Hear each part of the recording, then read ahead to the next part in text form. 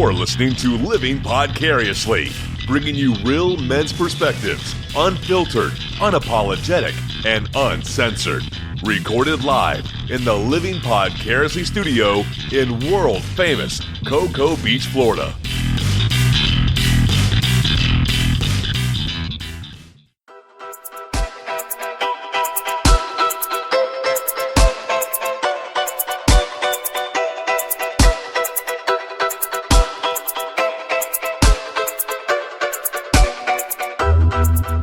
Welcome to Living Podcariously. I am one of your hosts. My name is Tach, and sitting next to me... Hey, my name is Adam.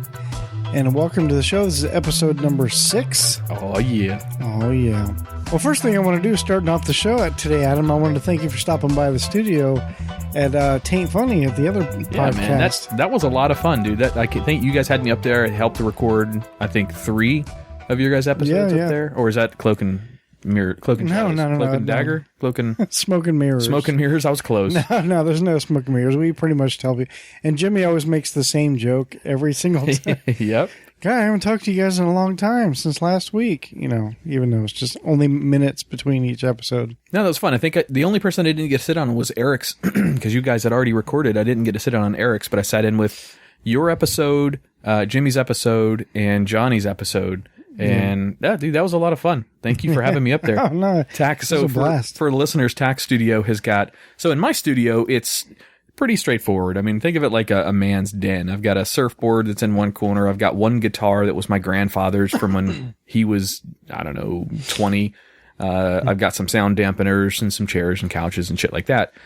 Tach Studio has goddamn 15 guitars hanging on the walls because Tach used to Tach used to be in a band. Well, all right. Yeah. So what is it, 7 or 8? Well, technically, if you want to get specific, I have 5 guitars, electric guitars, 1 bass, and 1 acoustic.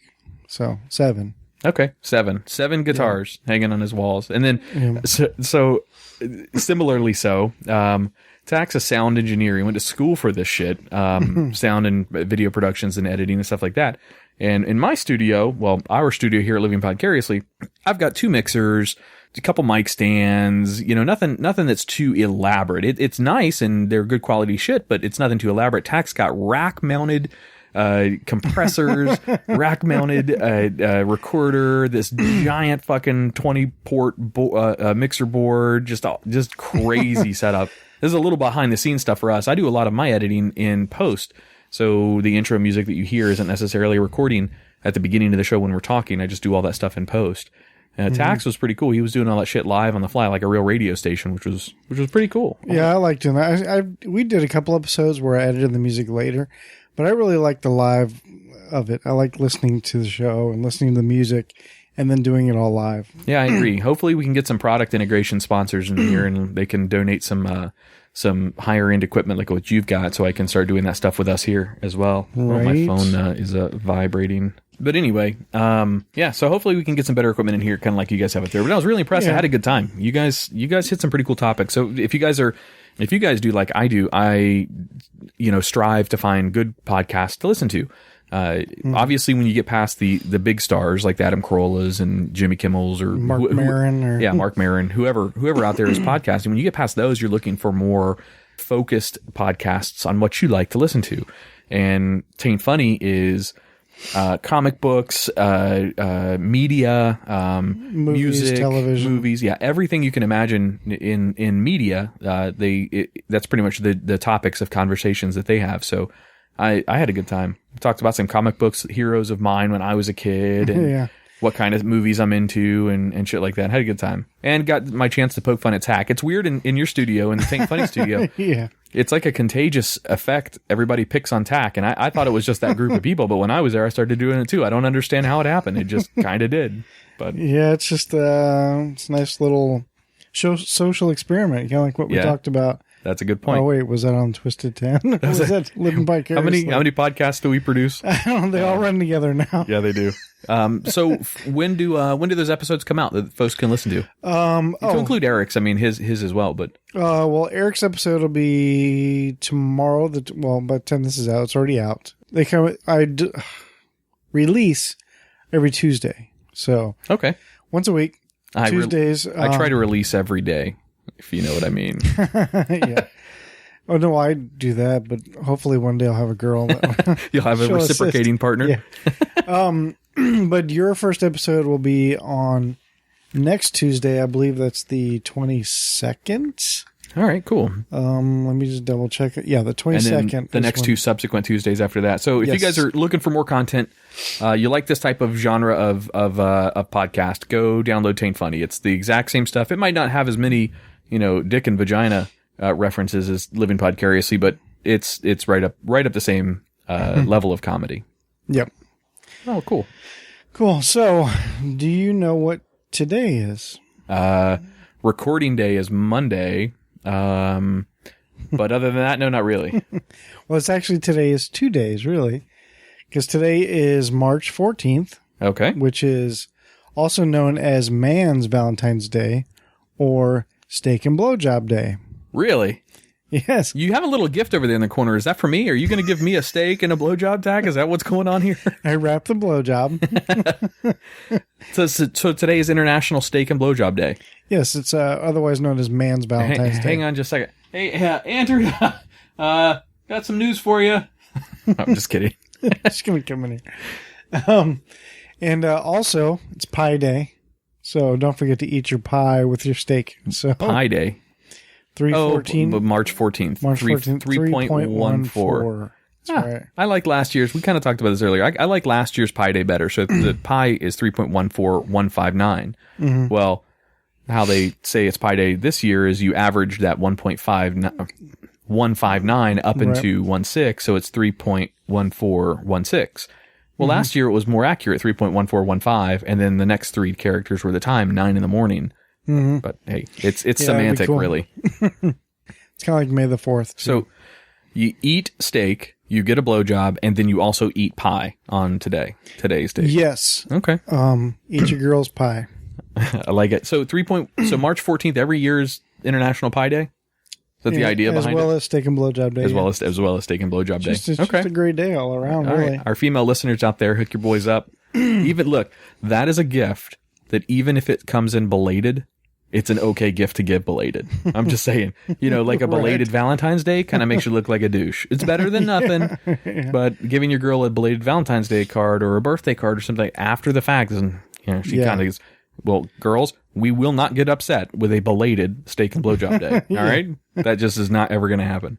What's kind of neat too is about on Pie Day is my work celebrates Pie Day. So we had like pies everywhere. No shit. Yeah, just a huge assortment of pies. They do it every year. Tach works at a pie factory though, so it's a little odd. Oh yeah, that's probably explains it. So Adam, are there any types of girls, famous? Yes, all of them. Sorry, I didn't understand. Professional, etc., that you would be intimidated to have sex with? And intimidated why? to have sex with? Give me a second. Let me think about that one. Yeah. I have to think about it too because I don't have an answer. A lot of guys might answer yes if it's a supermodel or some female figure that they've always aspired to be with or fantasized to be with. They might say they have issues with that because of the way they look or something like that. I really don't give a fuck. I have no, I know how I look. I'm comfortable in my skin, so I don't ever have any reservations about that. However, being intimidated might be another thing. Like I would be intimidated having sex with China.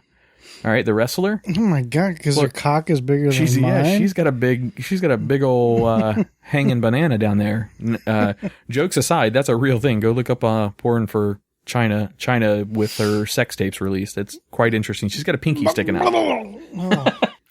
Intimidated. Let's see. Well, I guess really masculine, overbearing. Oh, you know what? Yeah. Okay. All right. I thought about that. Okay. I am not into a dominatrix of any kind. No. Now, I'm not a domination kind of guy. I don't care about the passive, subservient, none of that. I don't give a shit about that. I just have sex to have fun. Mm-hmm. But I don't think that I would enjoy a woman that is only pleased by being the dominating figure in the bedroom, by living that role. Basically talking about like S&M, like sadists and masochists and that kind of shit. Yeah, I don't think that would I think that would probably intimidate me a little bit because it wouldn't be pleasurable for me. Maybe it would. I don't know. I've never done it, but I don't think that I would enjoy it. No. I've never fucked a guy either, and I don't think I would, but I can't speak from personal experience. So, You know what I mean? That kind of stuff, I don't know. I think that would probably be the only experience I would have that would be intimidating. Yeah, like, I think my only intimidation would be because I've put on a little extra weight now. And so, like, if I was, let's say it was planned and set up and I was sleeping with Mila Kunis tonight. Yeah. You know, I would be a little intimidated, a little concerned because, like, maybe she won't find me attractive or whatever. You know, we're not all as beautiful. That's what Rufinol was invented for. We're not all as beautiful as Ashton Kutcher, you know. So I don't know. But you know, who knows? But if she already has seen me and it's like, oh yeah, no, definitely, it's happening. What if she came up to you, Tach, and said, "Tach, I really like redhead guys with a little bit of a belly." Because you're not a big guy, let's face it. Score. But you have a little bit of a belly. If she said that, if she goes, that's really my fetish. Said no woman ever. Yeah. But what if she did? Some girls like guys that have some bellies. Right. I actually knew a chick who actually prefers, like, my build. Huh. And So that's a very wise woman, whoever you are out there. Yeah. If there's any other ladies out there that do prefer that, Tach's not. Look, you're painting yourself. know. You're painting yourself like a my 600-pound life. You're not a. That's how I feel. You're though. not a big dude. You like me have a little bit of extra belly, and that's really about all it was. I was 259 at my heaviest, so I was a big motherfucker. You're much taller than I am. I went on weight loss, some sort of weight loss powder, and I still have some of it out there. It fucking worked great. I lost in 6 months. I made it all the way down to 200 pounds. So, and that's good for me. A 6 foot, 200 pounds is about perfect for me.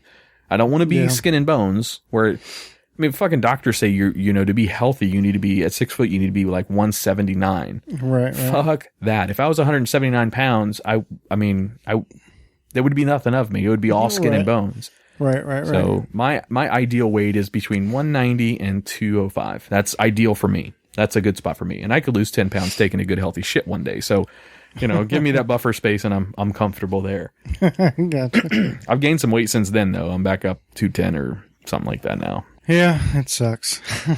Hey, it is what it is, man. I shouldn't have eaten what I just ate just before we started. I'm already feeling it. I'm just like, I feel. Well, it's not exactly any less healthy than what I usually provide in studio. So probably about the same caloric But I intake. didn't eat as much though. Like when you usually get like pizza or something, I only eat like 2 slices and that's it.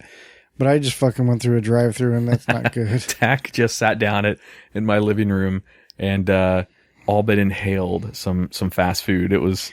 I haven't had fast food in so long, dude. I made a comment, something about you eating. Who was it? You or somebody? I don't remember. If you've seen that video of that monkey eating bananas through the fucking grate, Yeah. Give me a motherfucking banana. Yeah. That was Tach with his fast food. Yeah. I'm trying to lower my portions and I don't know. I feel fat, bloated, and unattractive, and just I feel horrible. Whatever. Guilt is setting in. You shouldn't let it. I feel shame. Look above it. I'm ashamed. Look above it. No, I mean really. Look above the belly. It's difficult, but you'll see above.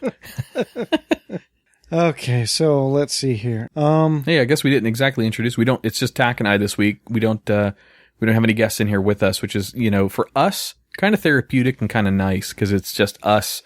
You listened to last week. Yeah. It sounded like we had a bunch of chickens in it. We kind of did. I love Kim, and her 2 friends are absolutely adorable. But, yeah, they were all 3 gorgeous girls. It was quite great eye candy sitting in here. Yeah, it was a lot of banter and girls oogling over Oliver, the new Living Podcariously puppy. Yeah. So here's a useless fact. And really some questions as well. Your cerebellum in the back of your brain monitors movement. This is why you can't tickle yourself. And why masturbating feels different than, say, a hand job. What if I tickle myself while masturbating? Then that's just a good time. That's a Tuesday night. However, some schizophrenic people can tickle themselves. So, does masturbating feel like a hand job to them? And also, what are ways to trick your brain so it feels like a handy? Can blocking view of your hand work? Gloves? Doing the, quote, stranger? Using a non-dominant hand? These are... You ever heard that this psychiatric analysis or I don't know what it's called when they psychiatric diagnosis of somebody that gets a transplant. Like let's say you receive a hand transplant and that you develop a ghost hand. Have you ever heard of this before? I've heard of ghost pain from being like when you get a limb removed and then you feel like the pain as if it's still there. Your brain still associates with the nerves. Well, in this syndrome, it's very rare, but it happens. The signals in the brain are interpreted incorrectly in the hand or whatever the appendage is, doesn't perform the way that the person thinks it's supposed to, and it literally fights the body. Now, doesn't necessarily really fight the body unless the person has some sort of schizophrenic history, so some sort of mental disability that they've not necessarily found until this actually occurs. So I wonder if you have a ghost hand and then you make your ghost hand jerk you off, if it would feel guilty about it afterwards. I don't know where I'm going with that, but it'd feel regret and shame. It'd be the first time that your hand would feel regret and shame. Like you wouldn't know what that feels like. So the question is, based on the cerebellum and how the cerebellum controls things, you're not supposed to be able to tickle yourself, and the sensation you get from masturbating versus the sensations you get from somebody else giving you a hand job, it's just all different because it's controlled by the cerebellum. Is there any way you can inhibit the cerebellum to where those sensories aren't the same? You know what I mean? I think that's the overall question. Like, have you ever done the, quote, stranger? And for those listening who don't know what the stranger is... I can't say that I've ever done it on purpose. I've never done it before, but if for those people who don't know what the stranger is, it's basically... Well, I've never tried this, but... So you somehow you block off circulation blood to your arm, so your hand goes to sleep, and then you jerk off. So it feels like somebody else is doing it. Can't imagine it lasts very long, though. You only have a couple seconds, really. Well, I mean, neither does masturbation if you're doing it right. Just saying. It's true. Hey-yo. Hey-yo. Have you ever done the stranger? I've never done the stranger on purpose. Now, I've woken up in the morning sometimes and, I'm like, hey, my hand's asleep, and let me see what this feels like. But no, I can't. The problem that I have with that is I can't sense the grip that I'm putting on something when my hand is asleep. Ooh. So really would choke it out if I tried, but I can't. So when I go to pick up something when it's early in the morning, or the worst, trying to turn off the fucking alarm clock with your ghost arm because it's asleep, and you're just knocking glasses over, and you have no sense of feeling because those nerves are all dead, waiting for the blood to hit them again. I don't think it would be functional enough to really do it. I'll tell you what, so. You were supposed to do a science experiment a while back, 2 or 3 podcasts ago. I'll take on that one. I'll take on that science experiment. So the next time I wake up with a numb hand, or if I can sit on it long enough for something to make it go sleep, I'll give it a shot, and I'll report back in the future. I've got no shame. I'll try it. I'm all right with it. Yeah. I do keep forgetting about my experiment, or it's not really an experiment. What is it? How many boners do you get? Accidental boners do you get? Yeah, in a day. And I keep forgetting to do it. Well, I'm off tomorrow, so... All right. I won't shake your hand tonight on the way out. All right, understood. All right, well, let's take a break. And when we come back, we're going to hear about the good guys from Adam. Being put into the good guy category, yes. All right, and we'll be back.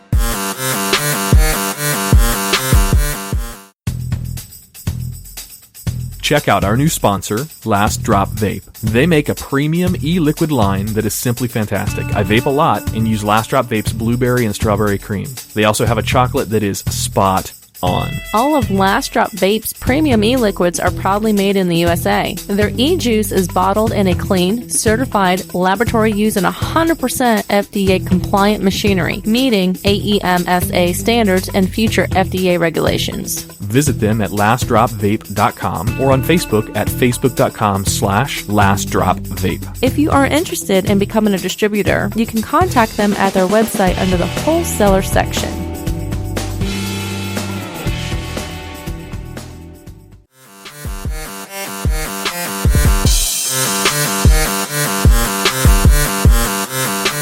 Welcome back to Living Podcariously, episode number 6. Tach alluded to something just before the break. Tach, have you ever been put into the good guy category, or like the friend zone? Friend zone category? Yeah, of course. Yeah, I have too. Yeah. It's happened a couple of times. I will say my game isn't as strong as I wish that it would have been at some times. Well, sometimes it doesn't matter. It's just you just get put in there. Yep. So I found a story that I found really, really interesting. This guy on Twitter, he goes by Matt Pops Collins, posted a photo of a flyer that he found on March 10th. And that's when he posted. It was on March 10th. It's an unknown author, so he doesn't know who put it up, but it was at his place of work, and it had to do with good guys. And it says, I'll just read you what the article, or excuse me, what the flyer said, and we can talk about it. This tweet got over 12,000 retweets in less than a day, and it is directed at all women. Well, all women that put guys into this good guy category. So, Right. All right, here you go. It says, okay, ladies, I get it. You don't want a pleasant evening chat. You don't want a gentleman to walk you to your car. You don't want a friendly dude to help you carry your groceries or hold open the door or crush the life out of other men that would do harm to you. Fine. Fear the good guys. I guess we'll just have to suffer through watching you get broken over and over by the scum you think you love. Right. But I want you to know it's not easy and it hurts to see you fall. Give the good guys a chance to help you be less afraid of the world. End quote. That was the little flyer that was put up at this guy's place of work. And that got an immense response on Twitter. And What do you mean, like a flyer? it was literally, here, let me Like pull he up the article. Typed it up and just Literally taped it to a wall? Literally taped it on like the entranceway of this, I don't know, grocery store, whatever the fuck it was. Why would he do that? I guess he got frustrated at being I'm so put frustrated. into I'm gonna go tape this on a grocery store door. that. Yeah, exactly. Sure, Let's why see. not? Hey, why not? This link, and I'll put the link in the show notes, but the link is from the Huffington Post. Well, what the fuck? I don't know where that's taken me. Let me go back to this. All right. So it was literally, if you see, that's literally just a taped, printed like Word document that some dude put up on the wall. Yeah. And I thought it would stem some good conversation because I've been put into the friend zone by people that you know, I'll just say, and blue-balled or, whatever you want to call it by girls in the past. And Right. I've considered myself a good guy my entire life. I have a very chivalrous moral. So I always, if given the opportunity, if it's raining and somebody's running to the car, whatever, got it, get in your car yourself and just do whatever you can. Right. But I always try to hold the door open for a girl, always let her, enter a room first or whatever, just out of chivalry. It's just how my parents raised me. Right. I'm the same exact way. Maybe. I mean, I'm lucky right now to have found a really cool chick. But dude, I went a good year there where I don't want to say that because I wasn't necessarily all the time, but I did run into some instances over the past year and a half of dating where I got put into that friend zone. I wasn't a bad boy. You know what I mean? Yeah. I wasn't the guy that treated him like shit. And dude, it really seems like the guys who treat girls bad seem to come out ahead, irrelevant of the vanity of it all. So irrelevant of how a guy looks or whatever, the guys who treat girls bad seem to get more attention, and it's really strange. The last couple of guys that she's dated, this girl, Andrea, have been just complete dicks. Just complete dicks, treating her like shit, talking down to her, belittling her, just not... I'll give you an example. And this might be getting too personal, so if this is too personal for her, I'll cut it out. But a birthday present that Andrea got, or was it Christmas? Whatever, one of the two. She had gone shopping a couple days prior and just went to Target or something and bought several things, but one of them happened to be a pair of socks. All right, just a goofy pair of novelty socks, nothing like work or anything like that. And the day comes around, and the boyfriend goes and gets those socks, puts them under the tree or wraps them up for her birthday, whatever it was, and gifts her those socks back to her, those same ones she had just bought for herself. So, and that's status quo. That's what she's been through. I'm confused. So she bought the socks for herself? Yes. Okay. He wasn't even there. And then he found them in her closet or whatever, in her drawer? I think she goes, so it is my birthday, and did you get me anything? And he's like, oh, hang on a minute. So he goes and pulls the socks literally out of the drawer, puts them in a bag, and gives them to her. Winner. Wow. Okay, dude, it is what it is. I mean, that kind of stuff happens. Yeah, no, I mean, I've seen, I have a couple of friends that are in horrible relationships, girls that I know. And one particular girl, she's been in this relationship for a few years now, a couple years. They have a kid together, and he's he treats her like shit, like horrible. Really? You know, and then, like, he's cheated on her how many times? She acts like she doesn't know about it, but she does. There's people telling her, like, you need to not be with him. Like, you know he's cheating on you. And at first she was in denial. No, he's not. Here's video proof where you thought he was out of the state when he wasn't. He was just here. He stayed here. Down the road at somebody's house? In a hotel. Oh, Jesus. With this girl, and they had a party. Here's video proof of him at this party in this hotel room with this girl. And she just like, meh, meh, meh. Of course, she, would confront him about it, whatever. There's been other times where, like, he said, like, horrible things to her, and then, so she'll kick him out or whatever. And then, of course, I'll talk to her about it, and then she's like, no, that's it, I'm done, I'm like, good, you should be. This guy's a dick, and, why you keep putting up with this crap? And then, like, the very next day, here's the two of them selfies on Facebook. Here's my love, my man. It's like, oh, my God, are you fucking kidding me? And it's happened so many times. Now, today, I see a post from her today. Once again, I'm not going to say who this is. Yeah. But she quoted something he said to her on Facebook and said, this is the worst thing anyone's ever said to me, ever. And then she was like in tears, feeling whatever, in tears, crying, whatever. I just kind of giggle like, what are you going to do? Yeah, no kidding. I'm not going to come and go, oh no, nope, not anymore. I'm done. And I guarantee you by next week, there'll be a selfie of the two of them together. Happy again, sad again. Some women and men both enjoy that emotional roller coaster that those relationships give them. And why? I mean, why does there have to be emotional roller? Some girls like that shit. Yep. Some guys do too, though. So to be fair and equal about it, some guys like that kind of shit too. Well, no, I got you. But I was with this one girl one time that got mad at me because I wouldn't argue with her. She would even go, why won't you argue with me? I'm like, why? Why do we have to argue? I don't get it. Yeah. Why can't things just be cool? One of the mutual friends that my girlfriend and I have is, she's a younger girl. You met her actually. I won't say her name either. She's a younger girl and she's off and on dating this guy. And, we got to go out with him and we went dancing and we went to, a big event, concert, whatever. I watched the entire time, the two of these younger people. So let's say 24, 25, whatever. So young adults, not, married or anything like that. Just boyfriend, girlfriend. I watched the relationship go in the matter of a week from, absolutely beautiful couple, loving each other, public displays of affection, the whole 9 yards, to literally fuck you in the club at each other, yelling at each other, you're a piece of shit, and they both treat each other like crap. Then right back to, holding hands and, being all happy-go-lucky and whatever. And that's just, man, that's too stressful for me. I can't. Maybe I did. Maybe I dealt with that differently when I was that age.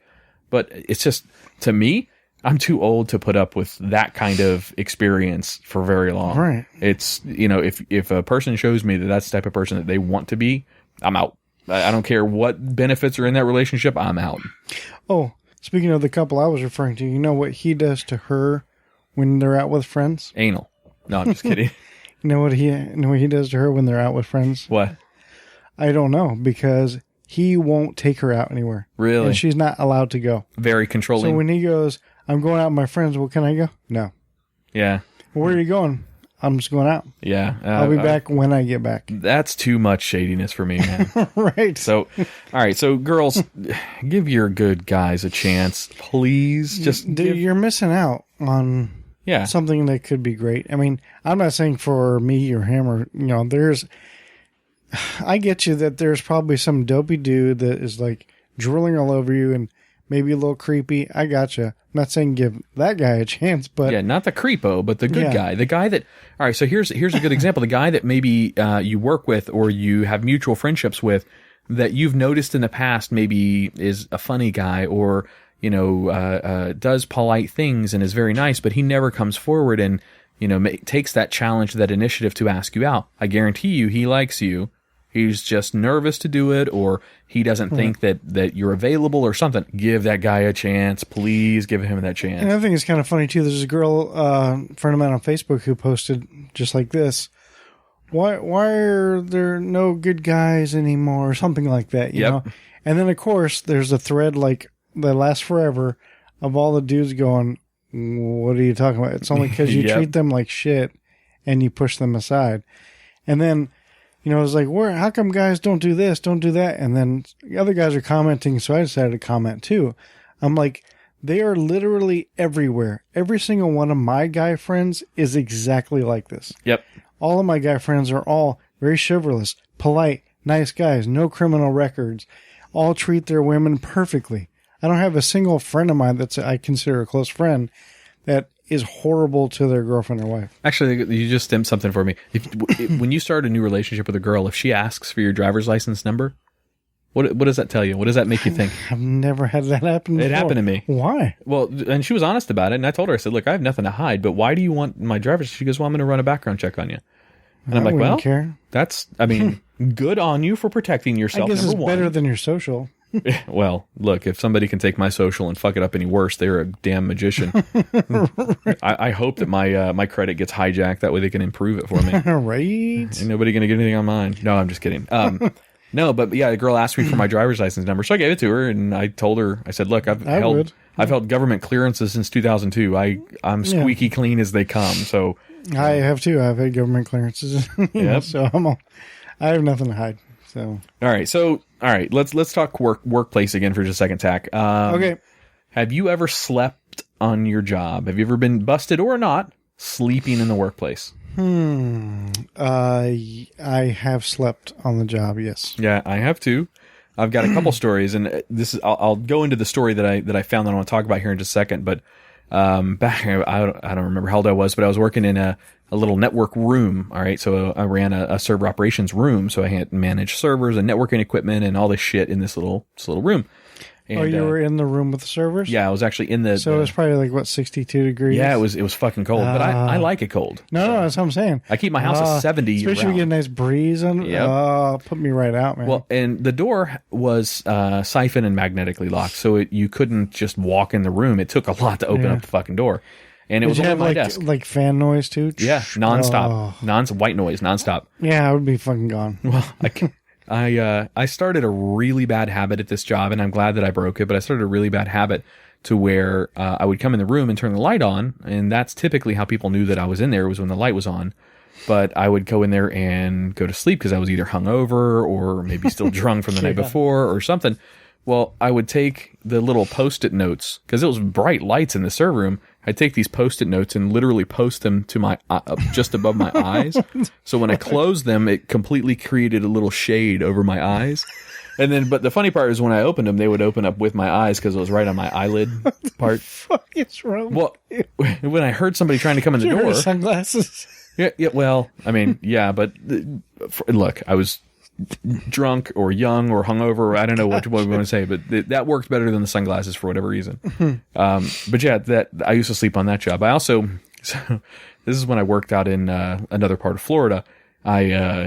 Well, what were you about to say? You said so when somebody would come in. You could hear the door starting to, as soon as somebody would try to open the door, you could hear the door starting to ajar, and they'd have to push the fucking buttons on this big cipher lock. So you could hear it was loud enough to wake me up. So I could quickly take off the fucking things on my eyes and pretend like I'm working, all red, bloodshot eyes, whatever.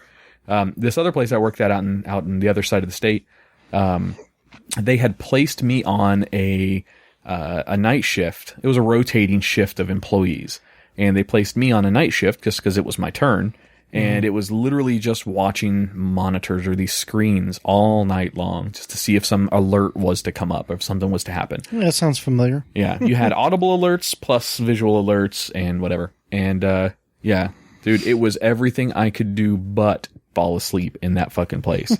And it would be the quick 15-minute power naps, it seemed like, or they were probably even like 2 minutes, but it felt good. When you came out of it, but suddenly your adrenaline kicks in. You're like, oh, I need to be awake right now. It was, that sucked.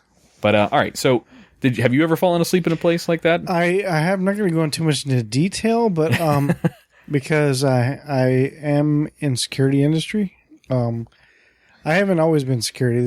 I've only been in security like past year, almost 2 years. So, but there's been times where I was on the overnight shift on security, where all I had to do was just sit and stare at computer monitors, cameras, and shit like that. There's times where I've accidentally kind of like nodded off and then kind of like jump up. Like, how long was that? I have no idea. You know, it could have been just 30 seconds or it could have been 20 minutes. I had no idea. And I was like, that's the worst feeling in the world. And I looked around, make sure nobody was like, okay. And I knew I wasn't going to be disturbed all night long. And it just kind of sucks. Every once in a while you get those nights where you're just being on overnights, like 12.5-hour shifts on overnights for month after month. Oh yeah. It's wears brutal on you. And it's unhealthy. It's awful. Oh yeah. It's horrible. This guy, so this article that I found again is from Huffington Post. I'll just read the article to you and then I'll show you the picture. On his first day working at an internship for a tech startup, a Reddit user, you know what Reddit is, right? Yes. All right. A Reddit user who posts as the Orange Duke passed out sitting upright at his desk. The lighthearted staff decided to snap an office photo with him as opposed to, getting him in trouble or something. Mm-hmm. When he awoke, he found the picture, thought it was so funny, he posted it on Reddit. All right. Now, here's the problem. Once the picture was posted to Reddit, it didn't take long for the jokesters on the content sharing site to find the photo and completely Photoshop the hell out of this guy. I don't know if you've ever seen any of the other Photoshops that Reddit has ever done before. It's ridiculous. So let me show you the original. And this is going to be up in the show notes as well as on our Facebook page. Shit, that's like him and like the entire, like all the employees gathered around him. You see the dude sleeping upright with his headphones on, and you see, I don't know, what looks like about 12 people all huddled around him with thumbs up and smiling because of that. Well, they started, and I'll just give it to you, just start scrolling down through there. They started photoshopping him and his face in these weird images, and one of them looks like him with like Kurt Cobain playing guitar or something. Yeah, yeah. There's several of them that on are a pretty T-shirt. funny. Was it supposed to be like Bob Marley kind of a possibly? parody? Yeah, I don't remember them all. There's one is Prince Adam. Yeah. just put it this way: if you get a goofy photo of yourself like that, don't put it on Reddit because Reddit will tear it apart. For those of you who don't know what Reddit is just a message board site where you think of a topic, any topic in the world, there is a Reddit thread or Reddit message board about that topic. So it doesn't matter what it is out there. And Reddit is also the place that I should have pulled these up. This would have been a great topic. Reddit also holds the internet, the rules of the internet. Have you ever heard the rules of the internet before? No. So have you ever seen a meme? Let me just pull it up while we're talking about this because it's legitimately worth talking about. The rules of the internet are probably the best thing about Reddit. Of course, I'm breaking the number 1 and number 2 rule of the rules of the internet just by looking this up and talking about it. The number 1, like Fight Club? Kind of. The number 1 rule, do not talk about /B. The number 2 rule is do not talk about /B. Number 3 is we are anonymous. You would so Tach, looking at this list of rules, you would really like rule number 31. Okay. Rule number 31 for rules of the internet: tits or GTFO. The choice is yours. Okay, so rule number 34. Have you ever seen a meme and below it says rule number 34 and it's like some sort of fucked up sexual position or something like that? No. Or like a picture of a tree that looks like a vagina and underneath it says rule 34. I've heard of something about rule 34 and I never really knew what it was. Rule number 34 of rules of the internet: if it exists, there is porn of it. No exceptions. So if it's out there, there is a porn of it somewhere. There are no exceptions. That's what rule 34 is. So, So when you're looking at like porn site and it says rule 34 as like a title of a thread, it's going to be your weird shit, I'm guessing. Typically, yeah. Okay. Yeah. I gotcha. Rule number 29. In the internet, all girls are men and all kids are undercover FBI agents. Wait, you serious? Rule number 32, you must have pictures to prove your statements. Rule number 35, if no porn is found at the moment, it will be made. Just wait. Rule number 42, nothing is sacred. Rule number 43, the more beautiful and pure a thing is, the more satisfying it is to corrupt it. That's a great rule. It's a really great rule. It's not so much a rule as it is just a fact. Rule number 46, there is always furry porn of it. So these aren't really rules; they're just more facts of the internet. Kind of. Rule number 14, do not argue with trolls. It means they win. Right. The harder you try, the harder you will fail. Rule 15. Whatever. Those are some examples of the rules of the internet, but I think I broke the cardinal first and second rule by do not talking about it. So it looks like we're probably going to come under some fire for that. But anyway, so yeah, if you post a picture on Reddit, expect that it could be up for the atrocities of Photoshop bombing of that picture. Indeed. All right, well, we're up against another break, so we'll be right back. Check out our sponsors, guys. We're bringing on a new sponsor here real soon, or very hopefully. And these sponsors are personal friends or direct contacts of folks that listen to the show or participate in the show or what have you. It's no big secret. Kim is a gym instructor, and she does parkour and a few other things that she teaches at her gym. And she's approached her management or her owners at that gym and have talked to them about potentially sponsoring the show, and they're very interested in it. So Tach and I are in the process of editing and producing a couple commercials for them to stick on here. So just understand that the commercials that you hear on our show are not the mass produced, canned commercials from the internet. These are real, friends of the show. So we would appreciate it if you guys supported them directly. And if anything, just go to their websites and check them out. But we're going to take a break. We will be right back in just a few minutes. All right, thanks.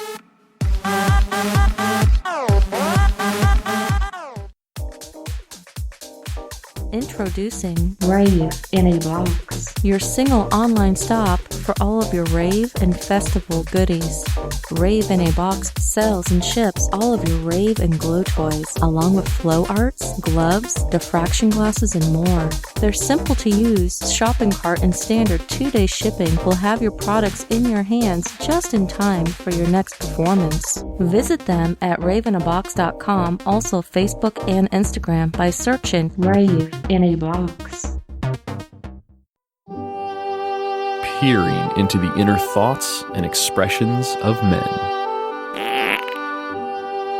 Women submit questions for Adam and Tach to get brutal, honest admissions. We call this the Guy-a-ry. Guy-a-ry? Really? Is that the best we could come up with?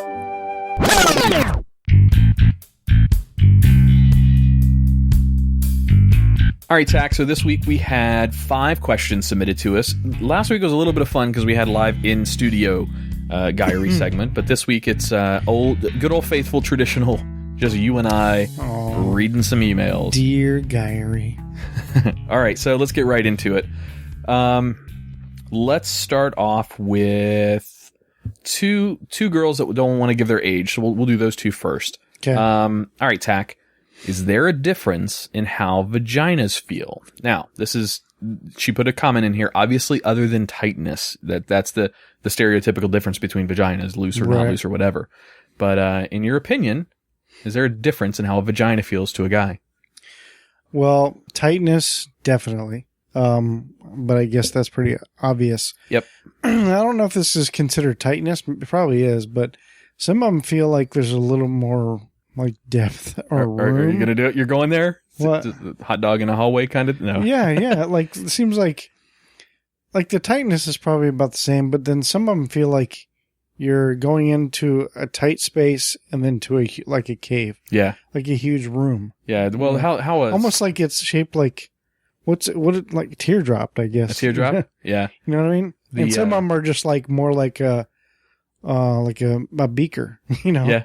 And some of them are like whatever those other bottles are that scientists use. That No, that's what happens on the top of a vial. I don't know. I know what you're talking about, though. Yeah. Yeah, I agree. So with the obvious stereotype aside, to me, yeah, I can tell a huge difference between one to the next, and I'm not just talking, obviously, I'm trying to be as politically correct by making these statements as I can without sounding like a complete perv. Right. But you can tell a big difference in how a girl feels. Some girls are naturally way more lubricated than others. Yes, that's true. Yep. And that really makes a difference to a guy. Synthetic lubricant is not as pleasurable as, a girl's natural ability to be lubricated, and that makes a real difference when longevity of sex comes in. If the girl is too lubricated, it can be bad. Yeah, slip into the wrong hole. No, I'm just kidding. No, if it's too lubricated, like a lot of times girls get too wet. And that can be bad because it kind of, there's no friction. It's like there's no drag. Yeah. You know what I mean? You need that coefficient in there. Yeah, no, you need a little bit of that, but yeah.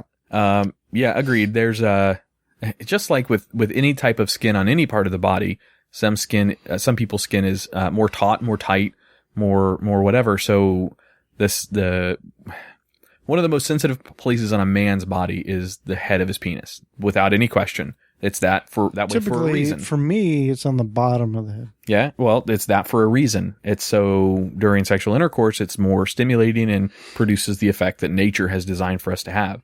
Well, some girls that are inside are less tight, less taut skin when it's more when it's looser, provides that more friction, provides more contours, more sensitive areas for a man's penis to hit.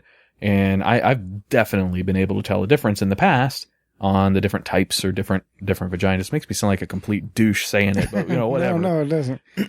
But yeah, definitely, girls. There's that's nature though. There's not really anything you can do to fix that. I think there is surgically, but that's it's taking it too far. Well, you can fix tightness, but you can't really change the texture on the inside of yourself or change how lubricated or the temperatures or stuff like that.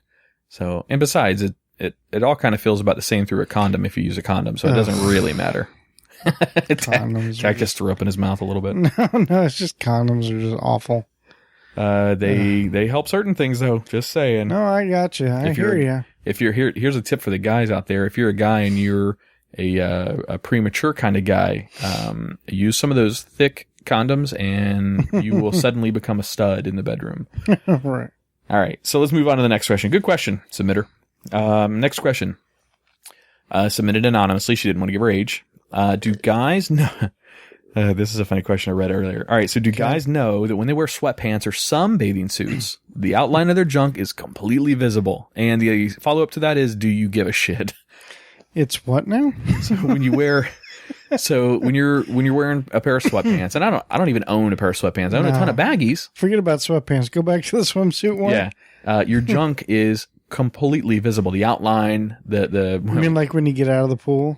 Sometimes even without that. Depends on the type of baggies that you're wearing, the type of bathing suit that you're wearing. But yeah, your junk is completely visible to a girl. She can see it perfectly. The outline, everything of your junk. Does it matter to you? This girl wants to know. Because like girls are very self-conscious. Like when I dated a girl in high school, to prevent her nipples from poking through when she got cold, she put Band-Aids over them. And that literally prevented it from coming out. So, and it worked, and you couldn't tell. Underneath a bra, you can't see the outline of a Band-Aid, so it worked perfectly for her. Okay. Does that mean we need to take like some fucking duct tape and duct tape our junk down? No. To wear tighty whities underneath. Yeah, underneath your bathing suit. So do you know that happens? Well, sometimes when I get out of the pool, when everything's sticking to you, yeah, I kind of am aware, and you kind of just pull everything away, And I get that point, but it sounds to me like it's always visible. I mean, that's where I'm confused. I guess it also depends on how the guy hangs too, because even a guy that's got a big package on there doesn't always hang out and protrude. It isn't obvious. It could be between his legs or something. And then some guys just are very pronounced. Their shit is just always showing. So I guess it depends on the guy. If it's happening to every guy, and it's already happened to me a bunch of times, and I guess I don't care. Yeah, I kind of don't give a shit either. Whatever. I mean, it doesn't... Knowing that, I would be more self-conscious in certain groups of people or whatever. Maybe, yeah, definitely. Like if I'm hanging out with my daughters and their friends, Yeah. Obviously I'm going to be like, whoa. But be a little bit more conscious of it. What if I'm hanging out with your daughter and her friends? Tach's jumping across the studio to knock me out now. No, just kidding. All right. But yeah, but if I'm just hanging out with, friends or whatever, or even just at a public pool, I mean, I'm obviously going to, and now I'm going to be thinking about it every single time. Now you will. Now, see what I just... And summer's coming up, so... This girl just planted this thought into your head. I know. I go to the pool a lot in the summers, too. I'm a beach kind of guy. I'm at the beach as much as I possibly can be. I'll get you out there. I'll get you on that longboard over there in the corner. I'll get you... Look, if you have any kind of hand-eye coordination, I'll get you standing up on that very first day. How do you know I don't surf now? I guess that's a good point. Do you surf now? No. Okay, so I nailed that one. All right, so let's move on. I've tried. I Um, used to be married to a surfer chick. really? Oh, yeah. She was hardcore. That's cool. Yeah. All right, so this comes from a female that's 33. She's in a long-distance relationship of 2 years. All right? Okay. And she's currently dating this guy. All right? It's a simple question. What does it mean when a guy that she's dating goes an entire weekend without texting or calling? Wait a second. Hold up. So the background Where is he at for the weekend? they date long distance. Oh, it's a long distance and the entire weekend.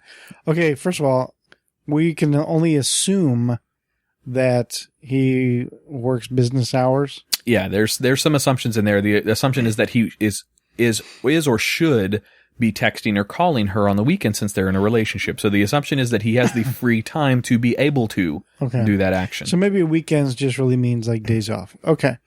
So why isn't he texting or calling on the weekends? Yeah, what assumption do you jump How to? old? She's 33. I can only imagine he is too, or right around that age. Old enough to know better. There could be a couple answers for this.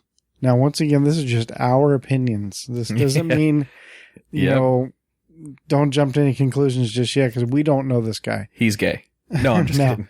Well, it could be a couple things. One is it could be his time to hang with his friends. Because, guys, we need our guy time. But if I'm in a 2-year relationship with a girl, irrelevant of distance, I would let her know if I'm going to be gone for the weekend. I'm chilling with the boys. That's enough. That right there covers me for that weekend. Yeah. This is like, this guy ghosted If she has no clue where this dude is. Right. Jesus. Then it's time to move on. He's, I kind of feel the same way. That's a bit shady. He's given his attention somewhere else. Now, I'm not saying that's another girl, but his attention is focused somewhere else, be it video games, be it, the gym, be it, his mother, that's a safe whatever. answer. It's a safe answer. That's a good answer. Yeah. Probably though, he's got a girl. He's got a thing on the side. Just saying. Or I mean, if a girl's most likely, I really didn't want to say that till the very end, but because we're trying to take the high road benefit here of the doubt, because I mean there is times where you do just want to hang out with the boys, then again there's always like, hey, I'm hanging out with Adam and Jimmy tomorrow, so what are we doing? No, I'm just saying. Do I need to bring some change of clothes? Are we going swimming in the pool? Are you going to see my junk? Yeah. But so I don't know. If he's not communicating with you and telling you what's going on for 2 years, they've been doing. Well, I don't know if that's been happening every weekend for 2 years. It just, I guess, happened recently. I got you, but I mean, okay, if this is like one time or maybe 2 times, that's different. But if this has been going on for several weeks, that's a good question to throw back to the girl. How often does this happen? Does it occur a lot, or is this a one-off type of occasion? If it's a one-off, cut the guy some slack. Yeah. But if it's a continuous thing, if he's, really, I think that comes down to a respect thing. If you guys are in a relationship, the respect is deserved that he should show you that he's going to let you know what he's up to, not necessarily to keep tracks or tabs on him, but to say, hey, I'm going to be doing this weekend and I'm not going to be near my phone or be a man and man up and just say, hey, listen, I don't want to talk this weekend. I've got some other stuff going on and, I got to do my thing, but just it all comes down to respect. Yeah. You're not asking permission. You're not, he's not saying, hey, can I go? No. Right. He's just letting you know. It's just polite. It's the right thing to do. But don't jump to conclusions just yet. Or you're 33. He might have a 25-year-old on the side that's taking care of that texting necessity. You know what I mean? Now you're stressing her out. I'm just teasing. She's already grabbed the ice cream. She's already. Oh, now. Well, keep us in the loop. Hit us back up. Keep us updated on what's going on with this. And when you make that decision, just know Tach is single, and he would treat you better than that. And she already put me in the friend zone. I'm guessing you've already been friended. I've already been friended. All right, so the next have her keep us in the loop. Let us definitely know what's going on. The next 2 questions get a little bit more topical, hairy. I don't know what you would call it. All right, so this next girl is 35. Okay, and she wants to know how come some guys can come from a blowjob and others can't. This is from the same girl. All right, so let's talk about the same girl giving different guys blowjobs. Oh, no, you're talking about... And you want her email address? No, I'm just kidding. You need that scientific experiment to do? Now, when you said same girl, you're not talking about the same girl. No. Same girl giving blowjobs to one guy. This is a hypothetical one girl. Sorry. This has nothing to do with the girl whose guy's cheating on her. I mean, the guy who's not communicating with. Right, correct. These are different girls that have submitted. Sorry. Okay. There's a few assumptions that have to be made on this part. So this girl, over the course of her dating life, has given many guys blowjobs using her same abilities and techniques. And some guys are reciprocating of the blowjob and can come, and some guys don't like that, or Right. whatever. No, I get it. Because I've had more than one girl give me a blowjob before, so. At the same time, Hey-oh! Yes! Yeah, I have. fuck. But, so. Every technique is different. Every girl has a different technique. We even talked about this on the last episode. We sure did. So. The reason why, like I used to have that problem. I could never finish from that. Really? Yeah. Because I like to have that hip thrusting action, Okay. So if I am going to, that's what I do during. So you that. like it when the guy grabs your hips and just thrusts from behind? Is that? Now, like if I want to finish from that, like, and the girl's like, "Yeah, let's finish from me blowing you." Okay, so I literally have to grab their head and move my own hips. Really? Yeah. Like that's not always, but I mean, a lot of the times that's what I have to do. Otherwise, it's very difficult for me to finish from that. Interesting. From doing that, but I have, and please, I've said this before, do not forget about ball play. It's important. Don't use the teeth. And don't use the teeth. Now the sensitivity changes from guy to guy to guy. Some guys like some things. Like Tach doesn't. In an episode that we don't have anymore, that we have rebooted from, Tach admitted to having a sensitivity of his nipples. He can't have his nipples touched. Now, Yeah, no, now definitely not. some guys might have too much sensitivity on their parts of their penis, and blowjob is more sensory feelings than vaginal intercourse usually. You've got more things going on. Vagina doesn't have a tongue. You know what I mean? Just kind of throwing that out there. Well, we hope it doesn't. But some guys may not be able to take it. Maybe too much stimulation for them. So if you've got, or especially this writer, if you have a guy that can't finish from oral, Change up your technique. Yeah, try using less of something that you're doing, Or more of something. or definitely, or more of something. Ask him if it's too sensitive. If he's stopping you because it's too sensitive, almost like it's tickling, then change up your actions. Yeah, if that's a good thing right there. Like if a guy like jerks for a second, that's not necessarily a good thing. Like to me, that always means like you're doing something that's tickling, and that's not sexual. Like that'll turn you off. Like so if he's kind of jerking a little bit, and you're like, ooh, he must like it. Not necessarily. You might want to find out, kind of ask questions, probe, if you will, not literally. But, yeah, and also, if your hands, don't just use your hand as a mouth stop, move your hand around, Yeah, definitely. Use hands, do something, just change it up. If they're having trouble, then, maybe you should talk to them or just try different techniques and see how that works out. All right. Last question comes in from a girl. She's 40. Our ages of our listeners, by the way, range pretty dramatically. Yeah. I'm impressed. I'm impressed how many girls that we're reaching, which is, I guess, impressed and shocked a little bit. But anyway. All right. So, she's 40. She wants to know, how come some guys like anal and others don't? That's a good question. Okay, Adam, do you? Depends on the girl. And without getting too detailed on my current relationship, because that's out of respect for her, I'm not going to get into the details of that. But in prior relationships that I've been in, I used to never be interested in that, ever at all. I was not interested in that in the slightest. I even have watched porn to it and just didn't even like seeing it on porn. In fact, I still don't like seeing that on porn. But then I met a particular girl in my history, and she enjoyed it. She knew that I didn't. So she got me a little bit inebriated and had me try it one night. And lo and behold, I enjoyed it. And I have done it off and on with the girls that I've dated and whatever since then. So I guess I'm a convert. I have been converted from the old ways to the new ways, I guess. So I do enjoy that from time to time. It's not my go-to. Don't get me wrong. But if it's pleasurable for the girl, then I enjoy it. I wouldn't go to that always. So if the girl didn't like it, I would never do it, ever. I'd be okay never having it again for the rest of my life. But if she likes it and she wants that, then I'll do it. Gotcha. Yeah, I've done it with a few different girls. I'm like you. I'm not a fan. It feels different. It's weird. Definitely different, yes. I've had, like with the one girl I did, she hadn't had too much experience, but she was like, hey, let's give it a shot. So we did. It was meh, whatever. I've had other girls that just like demanded it and wanted you to slam that shit home. Yeah. But I've only done it a few times, and I'm like you, like, I'll never request it ever. Right. If she wants to, all right. But if I never do it again the rest of my life, that's fine with me. Right. I don't really care. I don't think it's a big deal, and I don't really care. We're in the same boat on that one then. Okay. Yeah, and I know of other guys that like obsess over that shit. Speaking of that, have you seen meatspin.com?